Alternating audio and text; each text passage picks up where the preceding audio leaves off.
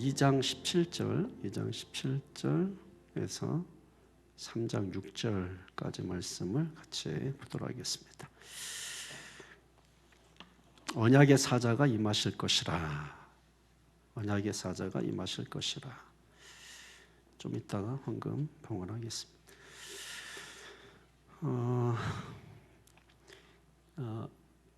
성경을 보면서 이렇게 계속 느끼는 것이 뭐냐면 기본기가 참 중요하다 이런 생각을 해봅니다. 성경뿐만 아니죠.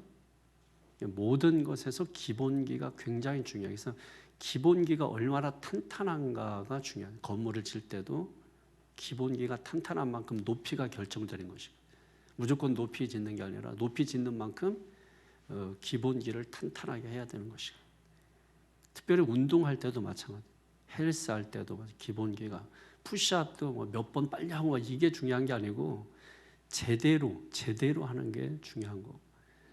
축구도 마찬가지, 볼링, 뭐 탁구, 모든 게 기본기가 없으면 힘들어요. 빨리 지쳐요.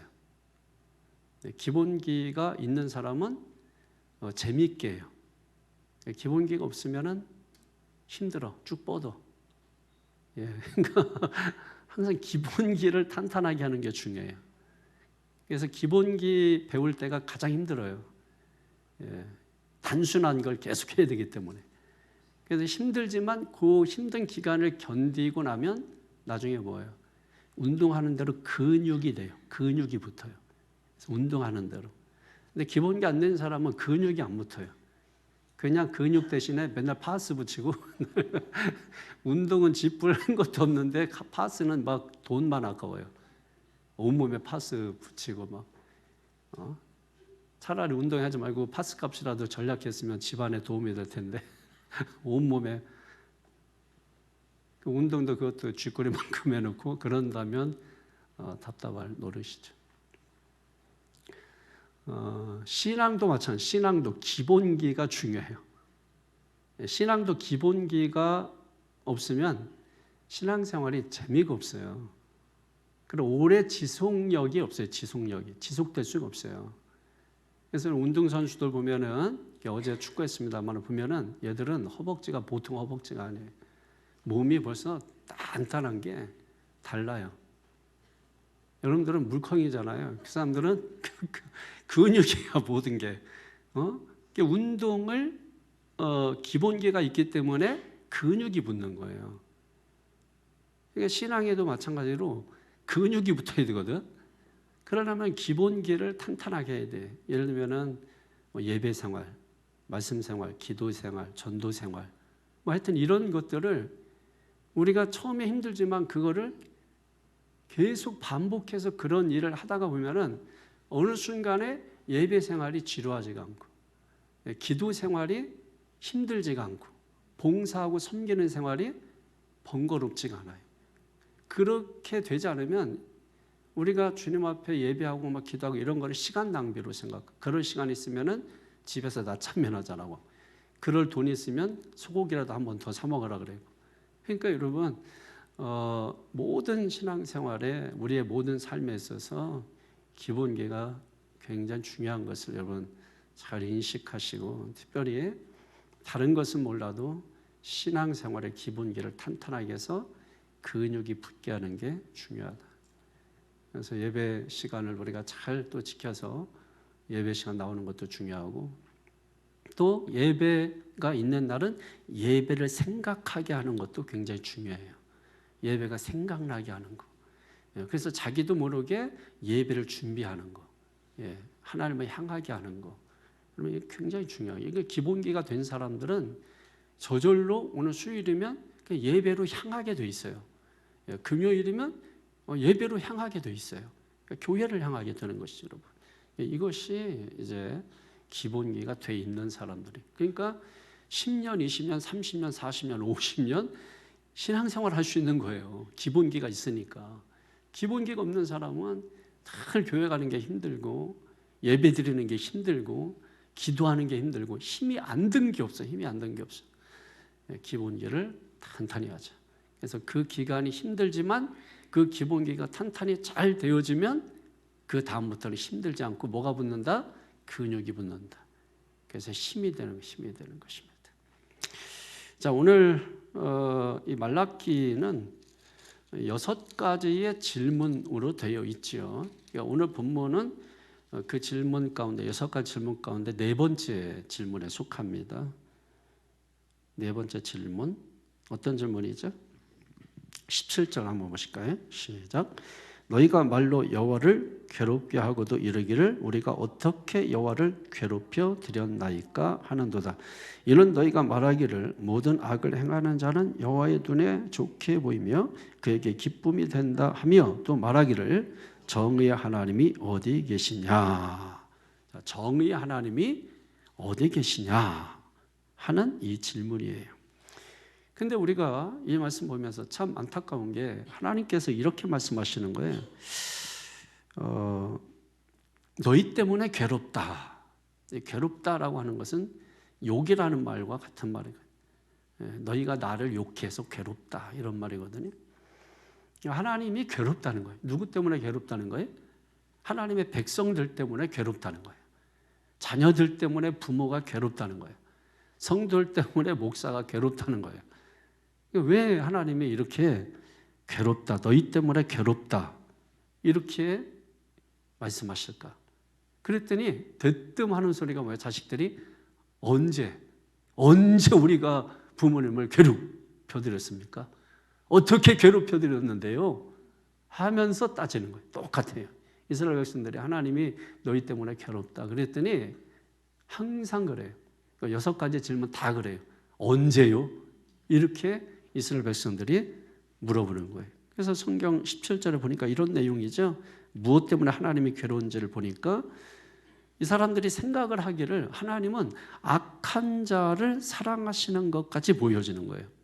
그리고 하나님이 악한 자를 허용하시는 것처럼 보여지는 거예요.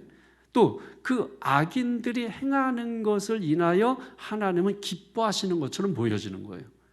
그리고 세상을 보니까 악인들이 득세해요. 그리고 정직하게 사는 사람들이 힘들게 사는 것 같아요.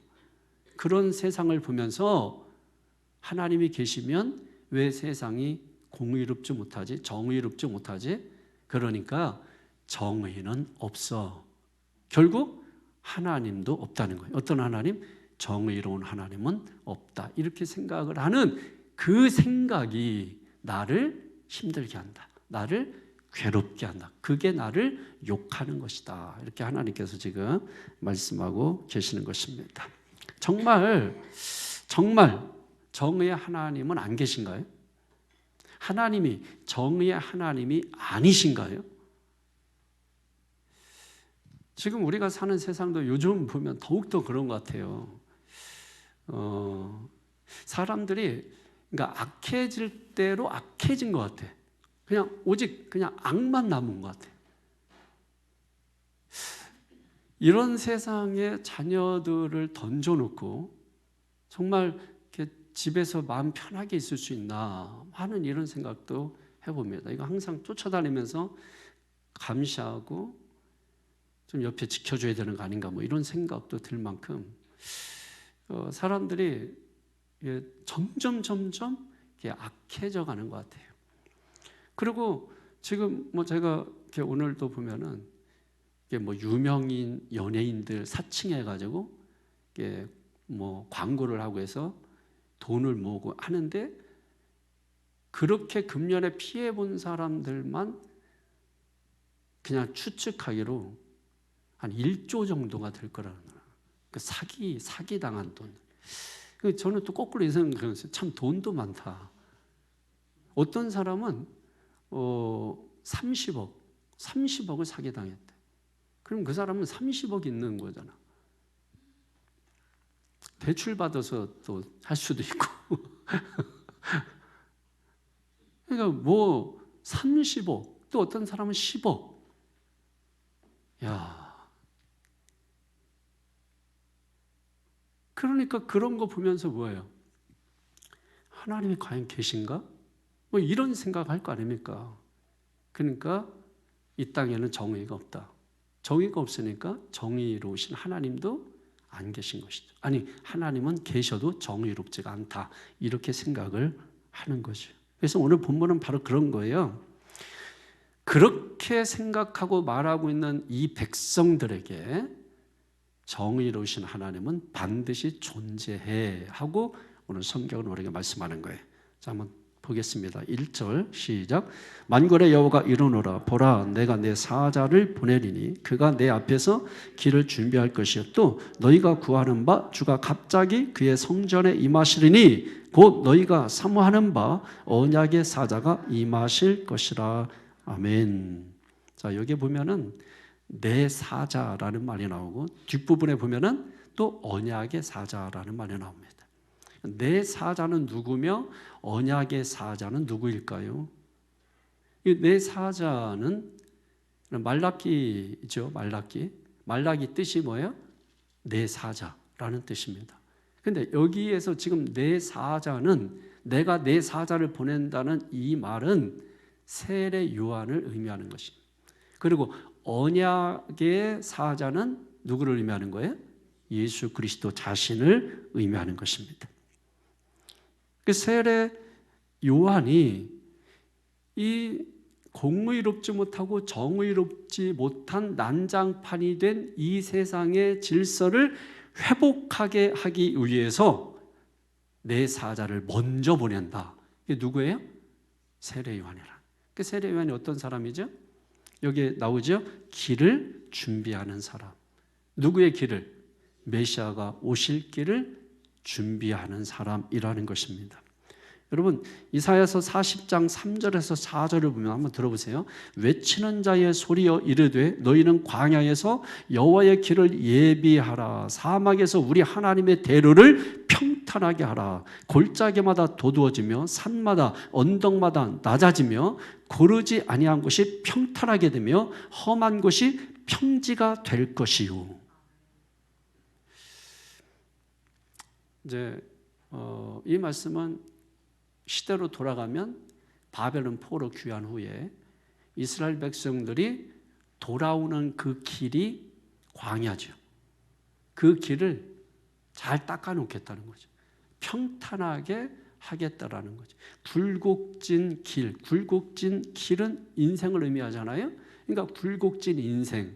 너무 높은 것은 좀 깎아서 낮추고 너무 낮은 것은 좀 덮어서 높이고. 뭘 의미하는 것 같아요?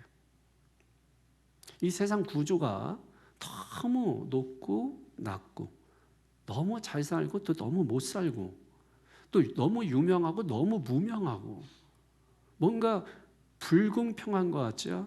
그러니까 결국은 메시아가 이 땅에 오셔서 하나님의 나라를 건설할 텐데 하나님의 나라는 높고 낮음이 없는 모든 사람들이 뭐예요? 어느 정도 동등한 그런 사람들이 사는 나라를 세우는 거. 그게 뭐예요? 예수님이 오셔서 회복하실 하나님의 나라라고 하는 것입니다. 그러면서 말씀하시기를 주가 갑자기 성전에 임하신다 이렇게 말씀하세요. 주가 갑자기 성전에 임하신다. 자, 주님이 성전에 임하는 거 당연한 거죠. 그런데 이 말라기 시대 주전 430년 경이죠. 말라기 시대에 주님이 성전에 임하신다는 것은 당연한 게 아니에요. 그 이유가 무엇인가요? 우리가 앞서서 살펴봤습니다만은 말라기 1장 몇 절을 보신다면 10절을 보십시오. 주님이 어떻게 말씀했습니까? 시작. 만군의 여호와가 이르노라. 너희가 내 제단 위에 헛되이 벌사르지 못하게 하기 위하여 너희 중에 성전문을 닫을 자가 있었으면 좋겠도다. 내가 너희를 기뻐하지 아니하며 너희가 손으로 드리는 것을 받지도 아니하리라. 아멘. 자, 주님이 성전문을 누군가 닫았으면 좋겠다. 주님이 오죽했으면 이런 말씀을 하셨을까? 누가 성전문을 닫았으면 좋겠다. 어떤 경우에 이런 말을 할까요? 왜 이스라엘 백성들이 이 지경까지 됐을까요? 간단합니다, 여러분. 우리가 이제 하나님의 형상이라고 하는데 이게 본질이죠, 본질. 그러니까 형상이 아닌 게 비본질인 것이고, 이 하나님의 형상이 뭐냐면 깨지고 무너진 거예요. 하나님의 형상이 깨지고 무너져서 이게 어떻게 됐냐면 조각이 나버린 거예요. 조각이 나서 이게 선명하지 아니하고 흐릿흐릿한 거예요. 그 흐릿흐릿한 상태를 우리가 비본질이라고 하는 거예요. 그러니까 선명한 것을 본질이라고 하는 거예요. 그러니까 우리가 신앙생활할 때 본질을 놓치고 본질을 보지 못하고, 왜? 이걸 못 보면 흐릿한 걸 보고 비본질을 하면서 그게 신앙이라고 굳건히 믿고 있는 건 신앙이 아니고 신념이에요.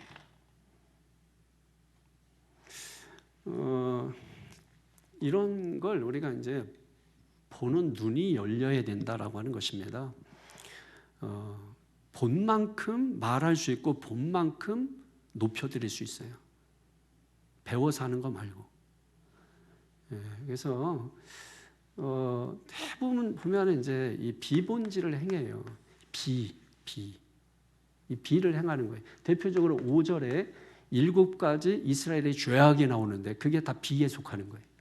이 비본질을 행하는 것입니다. 그 이유가 뭐냐면 하나님의 형상이 깨지고 망가졌기 때문이다.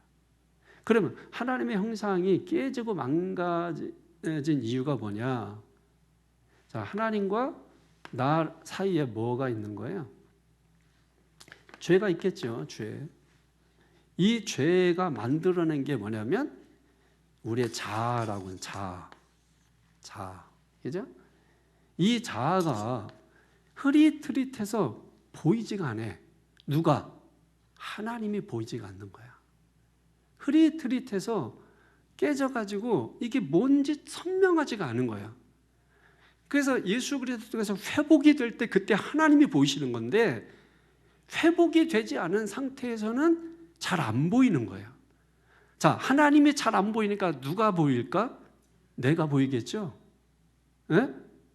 그래서 자기밖에 모르는 거예요. 어? 이런 걸 우리가 오만하다 이렇게 말해요. 오만한 자아가 가로막혀 있는 거죠. 그리고 이 인간의 이 자아는 자기가 하나님이 되어버린 거예요. 그러니까 하나님으로 올라간 자아예요. 이게 하나님과 나 사이에 가로막혀 있는 거예요. 그래서 결국은 내가 하나님을 뭐예요? 보지 못하게 하는 거예요. 내가 여기로 와야 되는데 하나님이 여기로. 습관이 이렇게 되어버렸네. 내가 높은 자리에 올라가려고 그래.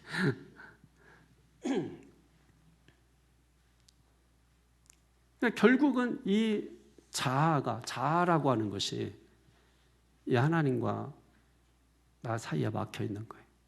그래서 하나님을 보지 못하니까 이게 뭐예요? 나만 보이는 거예요. 자기 주장이 강한 사람들. 그래서 자기 주장이 먹혀 들어가지 않으면 삐딱해지는 사람들. 이 사람은 신앙이 아니에요. 그게 뭐라고 하는 거예요? 비본질을 행하는 거예요. 근데 이게 흐릿하게라도 뭐 되잖아요. 흐릿하게도 보이잖아요. 그러니까 제가 믿음은 어떤 거라 그래요? 분명하고 선명하고 본질적이어야 된다. 근데 여기엔 귓등으로도 안 들어요. 그러고 결국 하는 거는 비본질을 행해요. 그러면 영적인 교제가 이루어지잖아요. 영적 교통이 이루어지잖아요. 지금 하나님과 이스라엘 백성입니다. 하나님과 직접적으로 교제해요. 그런데도 교제가 안 이루어져요. 왜 그런지 아세요? 하나님은 본질인데 비본질을 행하니까요. 예배를 드려도 형식적으로 드리고 제물을 드려도 병든 것 갖다 드리고 자기들이 하고 싶은 대로 하는 거예요. 왜? 오만한 자아가, 높아진 자아가 하나님을 보지 못하니까 자기가 중심이 된 거예요. 그래서 자꾸 우리의 행위에 집중하는 거예요. 하나님께 시선을 두는 게 아니고 하나님께 목적을 두는 게 아니라 자기가 중요해요. 자기의 생각이 중요하고 자기의 주장이 중요한 거예요. 그리고 신앙이라고 말하는데 그게 어디다? 뭐다? 비본질이다. 비본질이다. 그래서 누가 임하신다? 예, 주가 갑자기 임하신다. 근데 그 시대에는 주가 임하시는 것이, 성전에 임하는 것이 당연한데 말라기 시대에는 그것이 당연하지 않은 시대였다.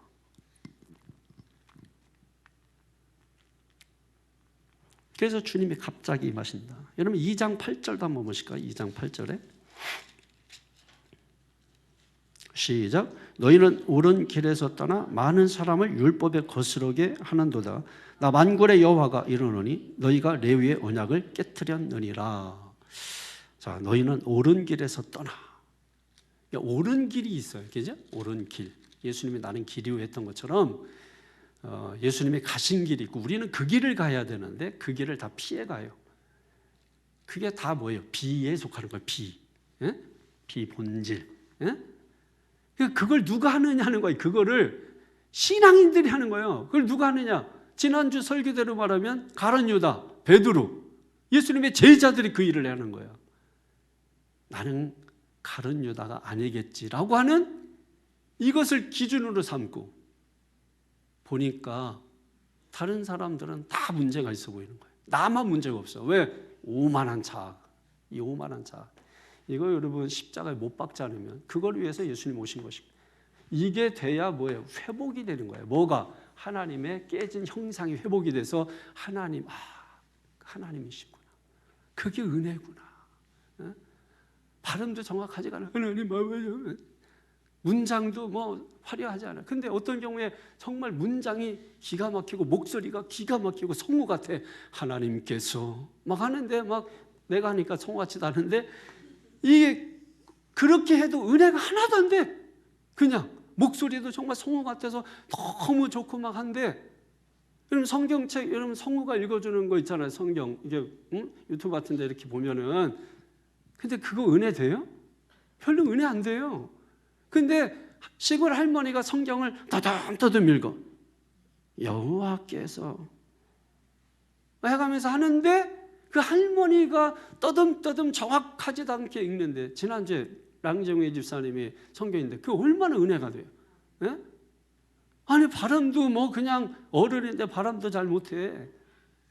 니하오 이걸 왜 못해. 중국어 배웠는데 근데 한국어 배웠죠. 근데 열심히 읽어나가는데 발음도 정확하지 띄어쓰는 것도 내가 숨이 차고 막 뭐 이런 상황에 이거 마지막까지 갈라나 하는데 가고 근데 뭐가 돼요? 다 은혜가 돼요. 다 은혜가 돼요. 보세요 여러분. 우리는 은혜를 생각하지 않는 거야. 내가 잘하면 하나님이 받으실 거라고 생각하는 이 오만함을 버리지 않으면 결코 예배가 되지 못한다라는 거. 결코 하나님이 기뻐할 수 없다라는 거. 왜 모르십니까? 그렇게 얘기하는데 왜 못 알아들어요?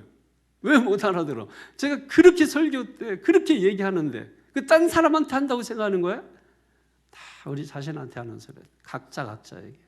네? 설교하는 나에게도 하는 이야기예요. 자 그러면서 맨 마지막에 8절에 보니까 뭐라고 되어 있습니까? 레위의 언약을 깨트렸느니라 이렇게 말씀해요. 분명히 레위의 언약이 깨졌다고 했습니다. 그런데 누가 임한다고요? 누가 임한다고요? 언약의 사자가 임한다. 아니 언약이 깨졌다고 했는데 누가 임한다고요? 언약의 사자가 임한다. 누구? 예수 그리스도 메시아. 그가 오셔서 뭐예요? 회복되는 역사를 보여준다는 거죠. 여러분 그래서 예수님이 오시는 게 소망이에요. 지금도 내 삶이 무너지고 깨어졌지 않습니까? 그래서 절망하고 낙심하지 않습니까? 그래서 우리가 기다려야 될 분은 메시아라는 거예요. 그 메시아는 누군가에겐 오셨고 누군가에겐 오고 계시고 누군가는 기다리고 계신 거예요. 그러니까 그 예수는 지금도 살아계신 분이신 것이에요. 그 예수를 여러분 소망하시기를 바랍니다. 그 예수가 여러분에게 오시면 우리의 무너진 모든 삶을 회복하는 이런 역사가 일어나는 겁니다. 그래서 2절에 이렇게 시작하잖아요. 그가 오늘 본문 2절에 그가 임하시는 날을 그렇게 말씀. 그가 임하시는 날. 어떤 날? 무너진 것이 회복되는 날. 회복되는 날. 회복이 뭐예요? 살베이션, 구원. 그 회복이라는 말이 어떤 의미죠? 회복이라는 것이 무엇을 의미하는 것입니까? 여러분, 회복은 낡은 기초 위에 세우는 게 회복이 아니에요. 낡은 기초는 무너져야 돼요. 회복은 무너진 기초 위에 새로운 질서를 만드는 게 회복이에요. 그러니까 결국 낡은 질서는 무너져야 되고 낡은 기초는 무너져야 되고 새로운 기초가 세워져야 되는 것이다. 이게 뭐예요? 그게 심판이고 그게 회복이에요. 그러니까 심판과 회복이 같이 있는 거예요. 여러분, 지금도 그런 역사가 일어나기를 바랍니다. 말씀 듣고 내가 지금까지 가졌던 고정관념, 편견, 선입견이 무너지고 거기에 새로운 질서가 생기는 것이다. 그게 뭐예요? 심판이고 회복이에요. 저는 여러분의 삶에 예배 때마다, 말씀 앞에 있을 때마다 이 심판과 회복의 역사가 일어나기를 바라요. 무너지면 절대로 여러분 실패가 아닙니다. 그 무너짐을 통해서 하나님을 만나는 거예요. 그러니까 고난과 역경 이러한 것들, 여기 뒤에 여러분 2절 그냥 읽어보세요. 시작. 그가 임하시는 날 누가 등이 당하며 그가 나타나는 때 누가 등이 서리요. 그는 금을 연단하는 자의 불과 표백하는 자의 잿물과 같을 것이라. 아멘. 금을 연단하는 자의 불. 금을 연단하는, 쇠붙이 뭐 이런 것들을 불로 연단하는 거죠. 표백하는 자의 잿물. 뭐 요즘 잿물 쓰지는 않겠죠. 이거 다 깨끗이 하는 거예요. 결국은 깨끗이 하는 것들이 불로 연단해서 금, 순금 깨끗하게 만드는 거예요. 모든 불순물을 뭐예요? 다 제거하는 거예요. 그러니까 이게 무슨 말이냐면 우리의 고난이나 어려움이나 또 우리의 고통이나 이런 것들이 불이고 잿물이라는 거예요. 이 연단을 통해서 우리가 어떻게 되는 것이다? 깨끗하게 되는 것이다. 내 영혼을, 내 속사람을, 우리의 심령을 깨끗하게 하는 것이라는 것입니다. 주님께서 우리를 그렇게 깨끗하게 하신다는 거예요. 그러니까 우리가 당하는 연단이나 고난이나 고통이나 이런 것들을 의미 없는 것으로 내가 결정하면 안 돼요. 그걸 통해서 하나님께서는 나의 연약함을, 나의 부족함을 회복하는 거예요. 그럼 왜 회복하시나요? 여러분 보세요. 내가 어려움이 왔습니다. 원망 불평하면 그만큼 내가 회복할 게 많은 거예요. 내가 만약에 어려움 고난이 왔는데도 찬송해. 하나님, 아까 뭐 그리 아니하실지라도 찬양했잖아. 그리 아니하실지라도, 뭐 내가 원한 대로 기도한 대로 응답되지 않는다 할지라도, 그죠? 하나님을 찬송하고 여상하면 그 사람은 연단이 필요 없죠. 그런데 영락없이 넘어져 있고 쓰러져 있고 원망 불평하면, 그러니까 연단과 고난 또 이런 것들이 필요한 거예요. 그래서 그걸 하나님이 아시기 때문에, 하나님 왜 이 방법밖에 없습니까? 뭐 이렇게 하지만 우리가 살아보면 여러분, 사실 사람은 그 방법밖에 없어요. 해보면 실제로 그렇습니다. 그 방법밖에 없어. 나를 고칠 방법은 그 방법밖에 없어. 지금 여기 있지. 그러니까 말씀이 내려칠 때 그냥 빨리 그냥 죽는 게 제일 좋아. 뭐 괜히 버티고 있다가 여러분 나중에 물리적으로 공격당하면 그거 힘들어. 그냥 말씀이 있으면은 주여 주인입니다 울어. 그냥 무조건. 이 탕자같이 뭐 하면 주여 내가 탕자입니다 울어. 그냥 막 무조건. 죽어 마땅한 죄이나 그러면 주여 저입니다 막 하고, 가룟 유다에게 이게 나오면 더 들을 필요 없어요. 제가 가룟 유다입니다 막 하고, 깨달았으면 네 할 일을 속히 하라 그러면 가서 막 이렇게 하고, 그러면 주님이 다 야야 그만해 됐어 네 뜻 알았다 하고서 살려줘. 그게 신앙이라니까. 그게 잘하는 거라니까. 괜히 아는 척하고 잘난 척하고 오만한 자아 가지고 하나님처럼 높이 올라간 그런 자아를 가지고서 여러분 신앙생활하면 결국 그 사람이 행하는 거는 죄송하지만 뭐 죄송할 것도 없어요. 비본질을 행하게 돼요. 비를 행하게 되는 것이죠. 그게 하나님 보시기에 악한 것이라는 거예요. 하나님은 그걸 기뻐하지 않는다는 것이에요. 그런 자들이 드리는 예배, 성전문을 차라리 닫았으면 좋겠다. 근데 감사한 것은 뭐예요? 하나님께서 깨졌는데, 분명히 깨졌는데 언약의 사자가 오신다고 하는 이게 소망이 생기는 거예요. 이 언약의 사자라는 말이에요. 우리가 아까 1절도 봤지만 또 2절도 보지만 오늘 1장도 보지만 2장도 보지만 3장도 보지만 계속 하나님 앞에 하나님을 수식하는 단어가 앞에 있죠. 예? 그 뭐 얘기하는 거예요? 그러면 제가 뭐 위인덕인데 앞에다가 뭐 영웅 위인덕하면 저 영웅이구나 뭐 이런 게 있잖아요. 그러니까 하나님 앞에 뭐가 있어요? 만군의 여호와 이렇게 돼 있잖아요. 만군이라는 말이 뭐예요? 만군. 에? 딱 들어봐도 군대 용어잖아. 에? 딱 들어봐도. 그러면 만군의 하나님 그랬더니 하나님이 뭐예요? 전쟁하시는 하나님인 거거든요. 그러면 아니 말라기를 아무리 뒤져봐도 무슨 블레셋 아말렉과 아람 족속과 무슨 뭐 싸우고 전쟁하는 게 없어. 근데 굳이 하나님은 계속 처음부터 만군의 하나님 계속해서 이렇게 말씀하신다는 거예요. 왜 그럴까요? 어? 여러분이 설교 듣는 유익이 뭔지 알아요? 고민 하나도 안 해도 이런 걸 깨닫는다는 거예요. 들으면 깨닫는다는 거예요. 여러분 100번 1000번 본다고 뭐 깨달아지겠어 알겠어요 여러분? 이거는 못 깨달아. 오직 하나님께서 지도자들에게 주시는 은혜야. 예? 그러니까 만군의라고 하는, 왜 전쟁도 없는데 만군의, 여러분 그냥 고민 없지. 그냥 만군이든 천군이든 십군이든 뭐 백군이든 뭐 만군의, 이거는 분명히 전쟁 용어란 말이에요. 그러면 전쟁을 해야 돼. 그때 사용하는 이름이야. 왜 그래? 왜? 아무 전쟁도 없는데. 지금 하나님은 이스라엘 백성들에게 사랑의 전쟁을 선포하시는 거예요. 뭐 마약과의 전쟁을 선포하듯이, 그러면 하나님은 지금 이스라엘 백성들에게 사랑과의 전쟁을 지금 선포하신 거예요. 사랑의 전쟁. 그 결과부터 제가 말씀드리니까 전쟁의 결과 6절에 보세요. 6절에 너무 감사한 거지. 시작. 나 여호와는 변하지 아니하나니 그러므로 야곱의 자손들아 너희가 소멸되지 아니하느니라. 아멘.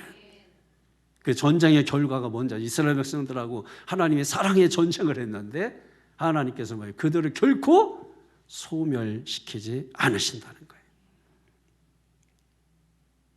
언약이 이미 깨졌는데도 불구하고 지금 불과 잿물을 통해서 뭐예요? 깨끗하게 하시는데, 자, 깨끗하게 하시는, 대표적으로 무엇을 깨끗하게 하시느냐? 한번 같이 한번 엮어서 2절, 3절 읽어보면, 3절, 4절, 2절을 읽었으니까 3절, 4절 시작. 그가 은을 연단하여 깨끗하게 하는 자 같이 앉아서 레위 자손을 깨끗하게 하되 금은같이 그들을 연단하리니 그들이 공의 이룬 제물을 나 여호와께 바칠 것이라. 그때 유다와 예루살렘 봉헌물이 옛날과 고대와 같이 나 여호와께 기쁨이 되려니와. 아멘.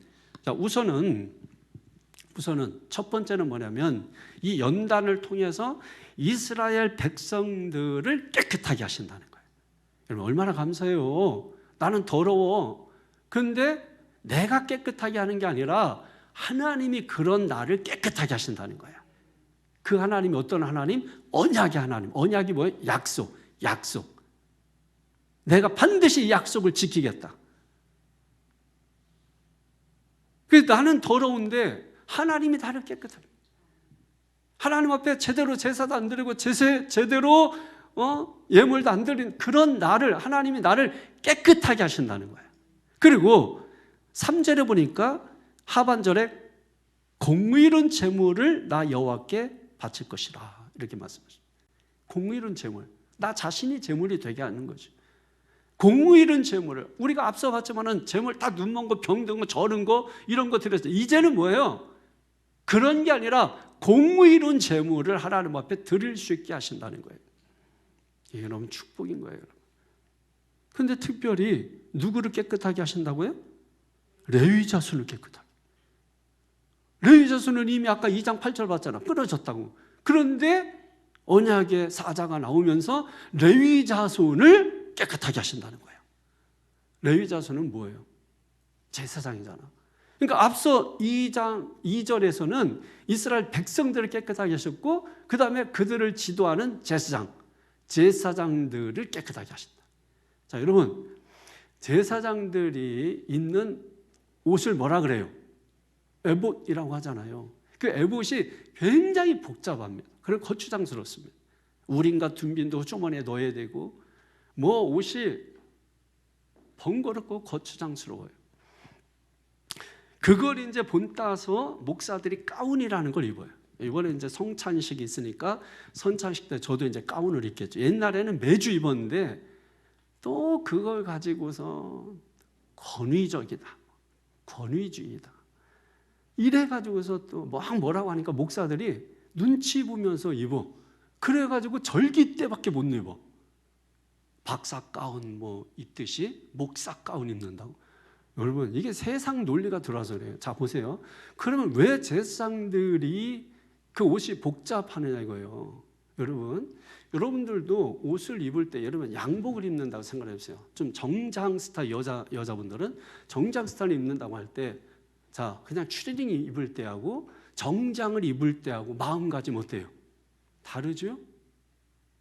여러분, 옷을 챙겨 입는 그 동안에 하나씩 걸치면서 마음을 정돈하고 정리하는 거예요. 여러분, 목사가 이렇게 가운 딱 입잖아요. 그래서 처음에 목사 안수식 때 목사 가운을 딱 하고 스토를 목에 다 걸어줄 때 많은 감동이 있는 거예요. 그 안에 속으로 울어요. 많은 감동이 있고, 주여, 주님을 위해서 죽겠습니다. 그때 그 결심을 하는 거야. 그 가운을, 그 별거 아니잖아요. 근데 그 가운을, 스토를 거는 순간에, 그러니까 저도 예를 들면 가운을 입고 나올 때 그 위에다가 그 가운을 입고 스토를 걸치지만은 그때, 아, 그래, 나 목사지. 아, 그래, 주님 나를 덮어주시옵소서. 이러면서 빨간색이면 보혈의 은혜를 내게 부어달라고 하면서, 여러분, 그 마음을 정돈하고, 그리고 그때 걸음걸이도 달라져요. 가운을 입으면 벌써 성경책, 저는 웬만하면 가슴에다가 이렇게 안 해요. 이거 너무 목사 같아서 이렇게들, 어떤 분들이 이렇게 꼭 이렇게들, 예? 가슴에 또 딱 붙인, 아이 거지 같은 아주 그 자체를 뭐라고 하는 게 아니라 그 해석이 마음에 안 들어요. 저는 그렇게 따지면은 하나님의 말씀은 너는 붙이고 다니지만 나는 심장에 새겼어. 뭐가 가까운 거예요? 이 책을 붙이고 다니는 게 가까운 거예요. 말씀을 여기에 새긴 게 가까운 거예요. 어? 이해가 안 돼요? 돌이라 그래, 머리가. 제가 말씀드렸지, 돌은 한 번 기억하면 절대 지워지잖아. 그러니까 돌이라 할지라도 기억만 해놓으라고, 써놓기만 하라고. 그러면 절대 지워지지 않는다. 이게 은혜입니다. 그러니까 십계명 줄 때 여러분 돌 해주는데, 그 돌이 해석하면 머리예요. 이런 식으로 해석하면 되겠어요, 안 되겠어요? 어떤 식으로든지 신뢰하는 자가 이렇게 해석하면은 돼요. 그래가지고 돌 같은 머리를 축복해 주신, 그래서 안수한다 하면서 막 여러분 안수기도 받으러 나오라 그러면 나올까 안 나올까? 나온다니까. 저희 서울에 저희 뭐야 천사 여기 나타났다 뭐 막 하는 그 교회는요, 지금 또 그 뭐 쌍둥이 누가 또 뭐 자매가라고 해서 대신 바톤 받아가지고 하고 있는데, 그래가지고서 뭐 저희 뭐 이렇게 여기 지금 천사들이 무리가 나타났습니다 이렇게 말하면, 사진 찍으라면은 교인들이 핸드폰 갑자기 꺼내서 찍을까 안 찍을까? 찍어요. 왜 그런 짓을 하죠? 진리가 없어서 그래요. 진리가 없어서. 여러분 안 할 것 같지? 다 하게 된다니까. 제가 여러분 다 그런 감성적인 것들을 막 깨트리면서 설교하니까 여러분이 뭐 안 하고 이렇게 하는 거지. 제가 만약에 처음부터 여러분 주님의 천사가 이 가운데 나타나고 막 하면서 인상 쓰고 막 여러분 감정을 막 올라오게 하고, 여기 하나님의 천사가 여러분 나타난 거 보이지 않습니까? 사진 찍어 보십시오, 여러분. 안 찍을 것 같아? 지금 벌써 핸드폰 여기 꺼냈잖아. 나를 찍지 말고 천사를 찍으라고. 나는 초상권이 있으니까. 한다니까. 그러니까 여러분, 여기 있는 목사가 무슨 뭐 이단처럼 못해서 안 하는 게 아니에요. 그리고 여러분 잘 감동적으로 해가지고서 뭐 좀 주머니 좀 털게 하고 이거 못해서 안 하는 게 아니에요. 오히려 저는 그런 걸 깨트리는 거야. 그런 것들을 깨트리고 정신 차리라고. 말씀 통해서 은혜 받고 받은 은혜로 하라고. 그럼 그렇게 해야 그게 하나님께 봉헌이 되는 거예요. 봉헌. 지금 두 번째 여러분 연단을 통해서 하나님께 뭐 하게 한다는 거예요? 봉헌하게 한다는 거예요. 제대로 정의롭게 공의롭게 봉헌하게 하신다는 거예요. 근데 우리는 그런 게 아니야. 감정에 의해서 막 금반지 빼고 감정에 의해서 천국 가면은 개털 모자 쓰고 있다니까 어떻게라도 들여가지고 금면류관 받아 쓰려고. 옛날 부흥사들은 그랬잖아요. 천국에 가면 저 끝에 개털 모자 쓰고 있는 사람 있는데 이 세상에서 있을 때 헌금도 안 하고 기도도 안 하고 봉사도 안 하고 이런 사람들은 천국 가면 전부 개털 모자 쓰고 있다고. 이런 식으로 했다고.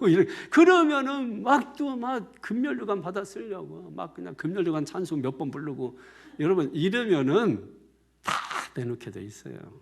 이단들이 그런 거 잘하는 거예요. 보십시오. 천사가 따로 사진 찍고 다 실제로 여러분 그런 게 예배 시간에 일어난다니까. 제가 없는 얘기 하는 게 아니라 있는 얘기 한 거예요. 믿어지지 않잖아 우리는. 근데 그런 일을 해. 왜? 뭐가 없으니까. 진리가 없으니까. 나는 길이요 진리요 생명이요. 그러니까 결국 예수가 없다는 거예요. 그런 예배를 하나님이 어떻게 하고 싶어요? 우리도 문 닫고 싶은데 그런 거 보면은 저 사기꾼 같은 문 닫고 싶은데 뭐예요? 하나님 마음이 어떻겠나. 이해가 되시죠?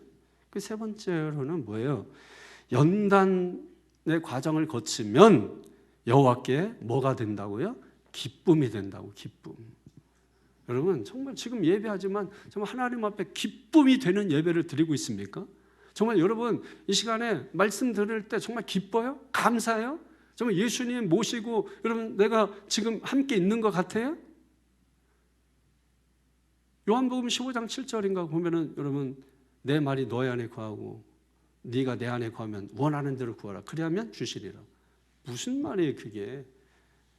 결국 여러분 말씀 플러스 뭐예요? 기도. 그 기도는 그러니까 결국은 말씀 없는 기도는 의미가 없다는 거예요. 근데 그래서 말씀을 주장하면서 말씀을 강조하면서 말씀을 붙잡고 기도해야 된다 해도 사람들은 뭐예요? 말씀은 잘 안 들어. 피곤하다 그래. 그리고 뭐예요? 기도한다 그래. 기도. 이 기도 50%밖에 안 되는 거예요. 그러면 예? 오늘도 기도 제목 뭐 찾는다고 뭐 하는 게 아니라 항상 말씀을 통해서 기도 제목 주는 거야. 오늘도 이 말씀 통해서 여러분에게 하나님 말씀하시고 어떻게 살아야 될까도 말씀하시고 어떤 지혜로 해야 될까를 말씀하시고 그러면 어떻게 해야 되느냐? 우리가 여기서 말씀 듣고 깨달잖아요? 그러면 하나님이 인도하세요. 인도하신다고. 깨달은 만큼 하나님이 인도해 가신다고.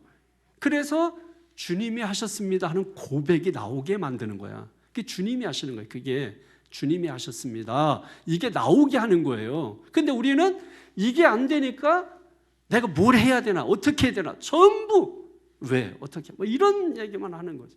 그래서 자기가 했는데 자기가 한 만큼 결과가 주어지지 않아. 그러면은 뭘 하냐? 다시 뭐예요? 이 오만한 자아가 하나님을 원망해요. 교회 다녀도 뭐 소용없네. 그러니까 서서히 하나님과 거리를 두게 되는 거예요. 그 거리를 두는 게 뭐예요? 핑계, 이유, 변명 뭐 이런 거죠. 응? 하나님과 거리를 좁히려면 핑계, 이유, 변명을 없애야 돼요. 죽기 전까지는 뭐 그런 변명을 하지 말아야 돼요. 뭐 때문에 이런 변명을 자꾸 없애야 하나님과 간격이 좁혀져요. 믿습니까? 예, 그러면 하나님께서 인도해 가셔. 그래서 기가 막힌 하나님의 은혜를 경험해요.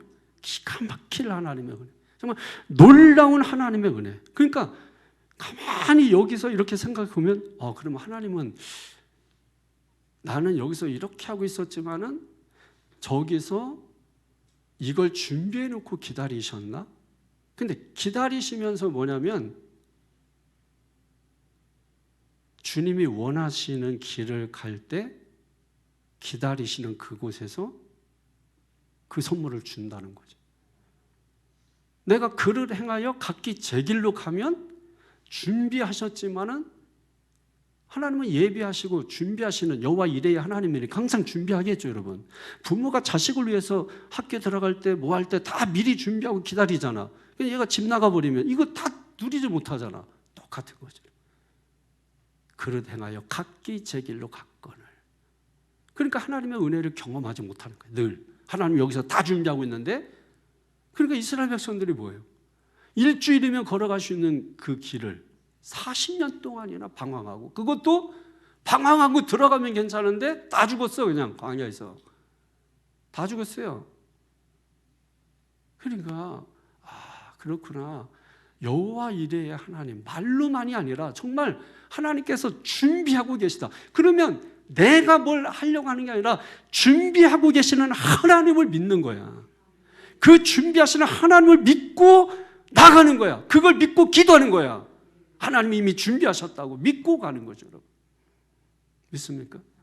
이 믿음이 필요한 것이에요. 이 믿음이 저는 있는데, 그래서 여러분에게 이 믿음 가지라고 하는데, 그릇이 간장 종재기니까 뭐예요? 이걸 받을 수가 없네? 그럼 어떻게 하면 돼요? 여러분이 소원을 가져야 돼. 나도 목사님같이 저런 믿음, 나도 저 성도님처럼 저런 믿음. 그럴 때 뭐예요? 그릇을 넓혀주는 거야. 예? 그래서 마음에 뭐예요? 소원을 가져야 되는 거예요. 빌립보서 2장 13절에 주님께서 우리의 마음에 소원을 주시는 분이라고 했잖아요. 그 소원을 받으려면 우리가 그릇을 넓혀주신다. 그러면 시편 37편 4절이면 그 마음의 소원을 하나님이 이루어 주신다고 말씀하시죠. 믿습니까? 그게 내 뜻 이루어지는 게 아니고 내 뜻보다 더 좋은 거로 하나님의 뜻을 이루시는 거예요. 나는 이걸 원했지만 하나님은 뭐예요? 그것보다 훨씬 좋은 거를 이루어 주심으로 내 뜻이 이루어진 게 아니라 하나님의 뜻이 이루어져서 영광을 하나님이 받으시는 거예요. 그러니까 내가 뭘 해서 하나님께 영광 돌린다는 건 다 가짜예요. 응? 하나님께 순종해서 하나님의 일이 이루어질 때 하나님이 영광을 스스로 받으시는 거지, 우리가 뭘 해서 영광 돌리는 게 아니에요. 내가 뭘 하면, 옛날에는 다 그랬어요. 내가 뭘 해서 이렇게 되면 하나님께 영광 돌리겠습니다. 막 이렇게 했단 말이에요. 하나님이 얼마나 웃으셨을까. 오죽했으면 이삭을 웃음이라고 하셨을까. 나는 이삭이 아닌데 그 이삭이라니까. 연단을 통해서 백성들을 깨끗하게 하시고 믿습니까? 깨끗하게 하시고 깨닫게 하시고, 그죠?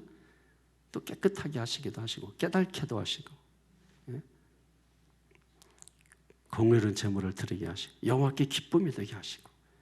그러면서 5절에 이스라엘의 7대 죄악이 나오는데, 이 죄악들을 하나님께서 뭐예요? 다 제거하실 것이라는 거예요. 5절 시작. 내가 심판하러 너희에게 임할 것이라. 점치는 자에게와 간음하는 자에게와 거짓 맹세하는 자에게와 품끌에 싹스에 대하여 억울하게 하며 과부와 고아를 압제하며 나그네를 억울하게 하며 나를 경외하지 아니하는 자들에게 속히 증언하리라. 만군의 여호와가 말하였느니라. 아멘. 하나님이 이 모든 것을 뭐예요? 다 제거시키신다는 거예요. 제거시키신다. 깨끗하게 하신다. 하나님이 제거시키신다. 그럼 우리가 해야 될 일은 뭐예요? 우리가 이걸 제거하려고 막 하는 게 아니라 하나님이 제거하시는 것을 믿고 나가면 되는 거죠. 하나님이 나는 이렇지만 그럼에도 불구하고 하나님은 반드시 나를, 이 때들을 다 제거시키셔서 승리자로 만들어 주실 거예요. 하나님의 온전한 백성으로 만들어 주실 거예요. 그걸 믿고 가는 거라니까. 그게 믿음이라고요, 여러분. 하나님이 하실 것을 믿고 나가는. 어떤 기도를 할 때 하나님이 이거 이루어 주세요. 우리가 단순히 내 소원만 아닐 뿐만 아니라 더 적극적인 기도는 뭐냐면 이 소원을 하나님이 이끌어 주실 것을 믿고 하나님을 신뢰하고 나가는 거예요. 그게 더 중요한 거예요. 하나님 이루어주세요, 이루어주세요. 뭐 주시옵소서, 주시옵소서. 좋아요. 여러분, 기도하셔야 됩니다. 그런데 중요한 것은 뭐냐면 그걸 이루어주실 그 하나님을 절대 놓치면 안 된다는 거예요. 마음의 소원은 아니고 기도의 제목도 아니었는데 결국은 그 아는 것으로 끝나는 거예요. 그거는 그 정도 가지고는 그건 50%밖에 안 되는 거예요. 내가 지금 한 이 기도를 반드시 응답해 주시고 들어주시고 이끌어 주시고 더 좋은 것으로 주시고 그래서 하나님의 뜻이 이루어지게 하시고 영광을 받으시는 거 하나님. 반드시 이런 모든 것들을 다 제거시키기 위해서 깨끗하게 하셔서 그래서 주님께서 뭐예요? 언약의 사자. 언약의 사자가 뭐예요? 약속을 반드시 지키시는, 약속을 하고 약속을 반드시 지키시는 하나님. 하나님이 그렇게 하시겠다고 했으니까 언약의 사자니까 반드시 오셔서 깨끗하게 하시고 그래서 예수님께서 피를 흘리셔서 어떻게 하셨습니까? 우리의 모든 죄를 다 씻어주셨잖아요. 깨끗하게 해주셨잖아요. 깨닫게 해주셨잖아요. 깨끗하게 해주셨잖아요. 정결하게 해주셨잖아요. 믿습니까? 여기서 언약의 사자 예수 그리스도를 의미하는 것이죠. 근데 그분은 어떤 분이라고 오늘 마지막 절에 말씀하면 나 여호와는 변하지 아니하나니 딱 도장을 딱 찍어버리잖아. 마지막에 써놓고서 뭐예요? 약속 변하지 않습니다 하고 도장을 팍 찍어버려요. 다 써놓고 도장 안 찍으면 소용없어요. 다 써놓고 여러분 사인 안 하면 소용이 없어요. 근데 하나님께서 뭐예요? 나는 변하지 아니하는 하나님이다. 할렐루야. 변하지 않는다는 게 뭐예요? 변하는 거는 여호와가 변하는 게 아니라 여호와를 믿는 우리가 변하는 거지. 변한다는 게 무슨 말이에요? 변하지 않는다. 내가 절대 너희한테 변하지 않을 거야. 이렇게 언약하는 거잖아. 약속하는 거잖아. 내가 너희를 절대로 놓지 않겠다. 이런 뜻이거든요. 여러분 이거 신뢰하세요. 절대로 하나님 나를 놓지 않으신다는 거. 응? 비록 내가 하나님을 놓는다 할지라도 하나님은 절대로 나를 놓지 않기 때문에 내가 나도 놓은 게 아니에요. 내가 놨어도 놓은 게 아니야. 어? 나는 놓쳤지만 뭐야? 하나님이 잡고 계셔. 이해가 되세요? 그래서 내가 더 붙들려고 애쓰지만은 중요한 것은 뭐예요? 하나님께서 나를 붙들고 계시다는 믿음을 가지고 나가는 것이. 그게 중요한 거예요. 아, 변하지 아니하시는 하나님. 얼마나 감사한 거예요. 이 밤에 여러분 잘 나오셨습니다. 집에 있으면 뭐하겠어요? 말씀을 듣고 피곤하지만 그죠? 하루 종일 그냥 막 눈 들어가고 이게 배는 안 들어가고 눈만 들어가고 이래가지고 안 먹는데 살은 찌고 응? 아주 축복 많이 받으시네.